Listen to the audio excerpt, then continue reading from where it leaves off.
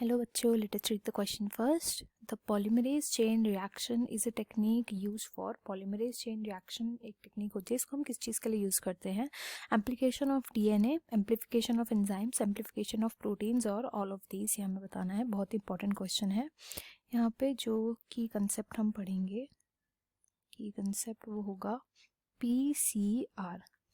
PCR का मतलब क्या होता है? PCR stands for polymerase chain reaction.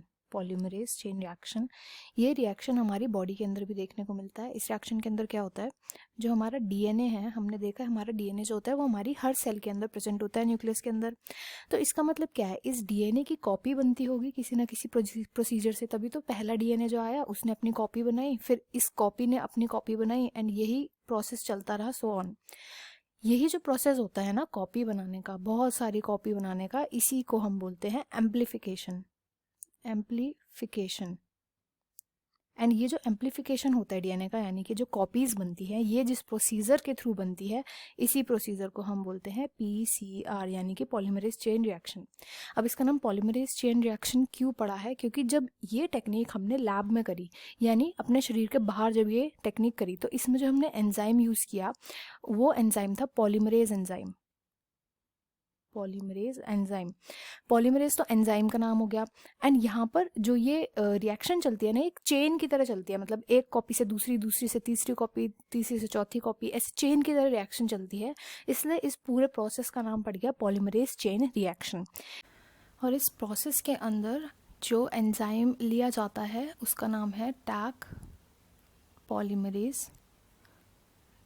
Taq polymerase. And इसको एक्सट्रैक्ट किया जाता है फ्रॉम और बैक्टीरिया जिसका नाम है थर्मस एक्वेटिकस. थर्मस एक्वेटिकस से इसको एक्सट्रैक्ट किया जाता है. अब इसके अंदर हम प्रोसीजर देख लेते हैं पीसीआर के अंदर क्या होते हैं. सबसे पहले जो डीएनए होता है, इन डीएनए के स्ट्रैंड्स को अलग किया जाता है. तो इस प्रोसेस को हम बोलते हैं डीनेचुरेशन. एंड ये हाई टेम्परेचर पे किया जाता है, क्योंकि डीएनए की स्ट्रैंड्स ईजिली अलग नहीं होती, ईजिली सेपरेट नहीं होती. जब ये अलग हो जाती है तो इधर अब हम डालेंगे हमारे एंजाइम डालते हैं, डीऑक्सीन्यूक्लियोटाइड्स डालते हैं, एंजाइम डालेंगे, एंजाइम चलेंगे, न्यूक्लियोटाइड्स चलेंगे, एक्सेट्रा, और टैक पॉलीमरेज चलेगा. तो इस टाइम पर क्या होता है कि ये सब चीज़ें जो हम डाल रहे हैं ना, ये स्ट्रैंड से जाकर के चिपकने लगती हैं, ऐसे जैसे यहाँ पे चिपकती हैं. चिपकने को हम इंग्लिश में क्या बोलते हैं? अनीलिंग. तो इस प्रोसेस को हमने नाम दिया है अनीलिंग. इसके बाद नेक्स्ट प्रोसीजर होता है जब ये जो डीएनए है इसकी कॉपी बनना स्टार्ट होती है with the help of Taq polymerase. तो ये कॉपी बनाना स्टार्ट करता है इसे. तो इस प्रोसेस को हम बोलते हैं एक्सटेंशन. एक्सटेंशन. एंड लास्ट में जाकर के हमें क्या होती है, काफ़ी सारी कॉपीज़ मिल जाती है डीएनए की. तो ये पूरा प्रोसेस होता है एम्प्लीफिकेशन ऑफ डीएनए का. तो पीसीआर जो होती है वो किसके लिए यूज़ करी जाती है? Option A, amplification for DNA, of DNA के लिए. I hope you understand well. Best of luck and thank you.